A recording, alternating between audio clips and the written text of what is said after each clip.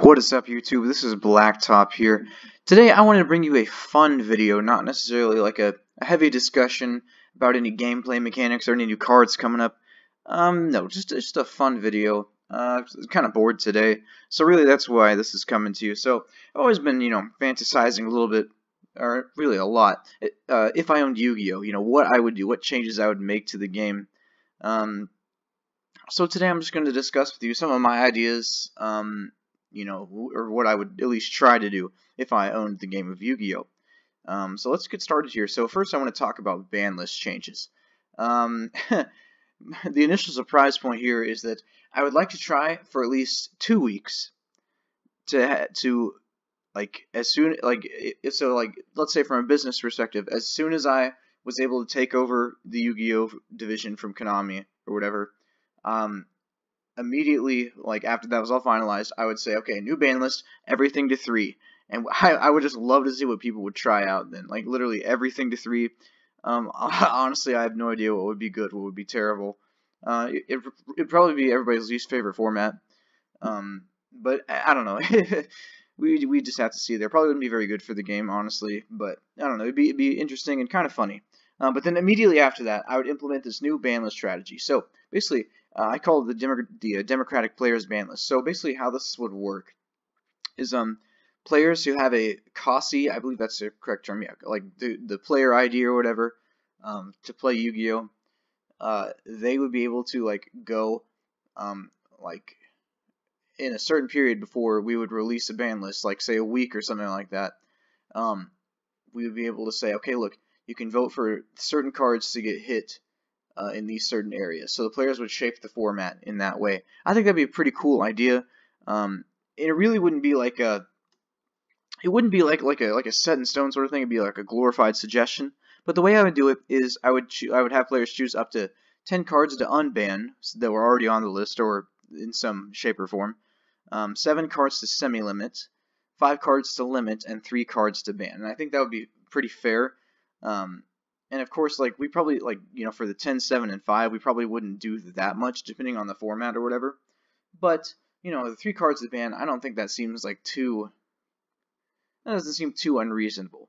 But anyway, like I said, it wouldn't be, a set in stone sort of thing. Like, the players would completely decide it, because the person, or the company in charge of the game has to have a little little control over it, otherwise it gets out of hand really quick. So that's why I say it's more of a glorified suggestion. It wouldn't be, of course, players deciding everything for themselves. So that's it for the bandless changes. As far as pack changes, so for a little while, the OCG core set size would have to decrease in order to accommodate for all the cards in the OCG that are not in the TCG. And as such, the TCG set size would have to increase until both card pools are the same. Now, that might take a little while. It depends. It would be something like, for every core set, like for the OCG, we reduced it down to 60 for them, and we would keep ours at 100 or whatever. And instead of having our sets are usually at around 100 cards ish, somewhere around there. And it's 80 new cards plus imports and exclusives. So instead of having 20 imports and exclusives or whatever, we would have 40, and that would really help get things going there in that area.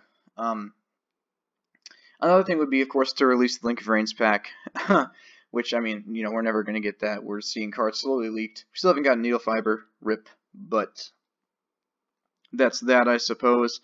For the short prints thing, the no short prints, I would say, okay, so recently, Konami's been doing this thing where they've been short printing stuff in core sets. People were actually kind of afraid that they would be doing that to the 2018 Megatins.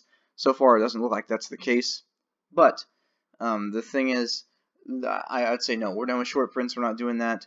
And in fact, I have an idea for the rarity. So what the rarity would be like, we would take all the special rarities away. So like Japan has all these other rarities like collector's rare and anniversary rares and stuff like that. I'm not exactly sure on all the names, but we would in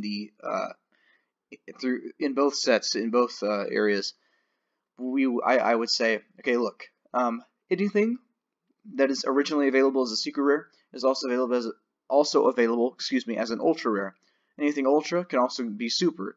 Anything super can also be rare, and anything rare can also be common. And that would apply to everything in core sets. Now, of course, in sets that don't have all those rarities, so like things like like Dark Saviors or Fusion Enforcers, the ones that have the super rares and the secret, or things like Battles of Legends that have like 4 ultras and a secret in a pack. That wouldn't be the case for those, but in core sets, it would work like that. I think it makes cards more accessible that way, and players can get the cards they need at a cheaper price. I think that'd be good for everybody, right there. So that's what I mean by rarity changes. And for the pack scheduling, this is sort of goes under the changes I would do for the packs as well. So we'd still have 4 annual core sets, which are roughly 80 cards. Of course, the TCG would have to get more cards in their sets until they caught up with the OCG. There'd be 2 annual reprint / side sets, so like think of Dark Saviors or Fusion Enforcers with roughly 50 cards. Of course, this would include new stuff and reprints. 2 annual structure decks and 1 starter deck. I think this is a good ratio. I think a lot of the problem right now is that the company, the Konami, has a lot of cards they're releasing every year, and not a whole lot of them are good. Really only a handful of cards. Like if you think of core sets, right? So if you think of core sets, there's like usually what, 2 or 3, maybe 4 like good staple cards, and then 1 meta archetype at most. That's a lot of bad cards being printed in those sets. So to try and minimize that, we try to minimize on the cards. Probably honestly after the core sets, after the TCG would catch up with the OCG, I'd probably start dwindling down the size of the core sets. I think that'd be an interesting thing to do. And then, of course, we'd have a large reprint-only sets, like a Battles of Legend type thing. I think that would also be really good. Actually, Battles of Legend, that also had some new stuff in it. So, like a Legendary Collection Kyber or something like that. Something that would have a good thing like that.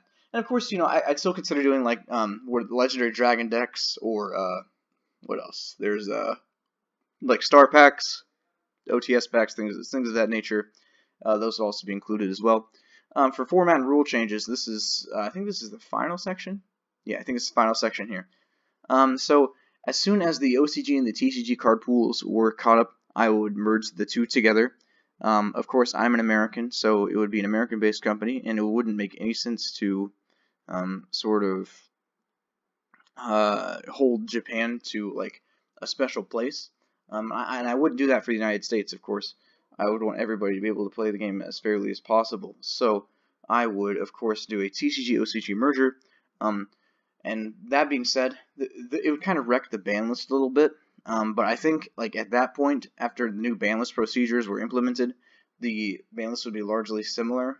And so at that point, at the point of the merger, we would merge the ban lists, and like they do for Worlds tournaments, or like for Worlds, what they do is they take each card to like whatever its lowest amount available to play is, and like that's where it's at on the ban list. I think I would do that for the merger.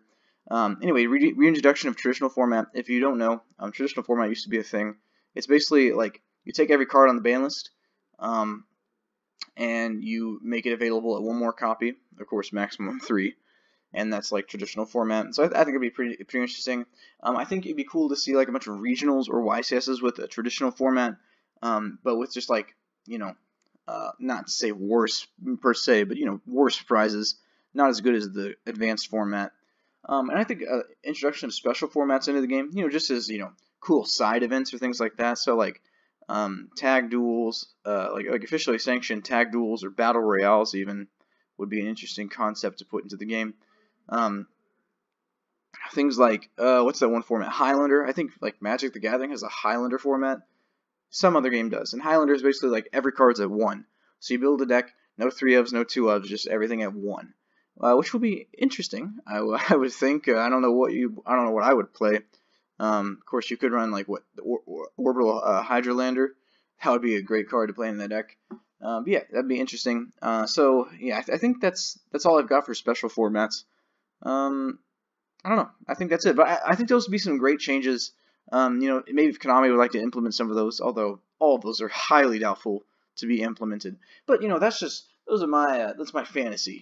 If I owned the game, Those are the things I would do. I would try to make the ban list more player friendly. I would try to change up the packs a little bit so that we release less bad cards and the good cards are more accessible. And I would try to merge the TCG and the OCG so that there's no discrepancy between those two.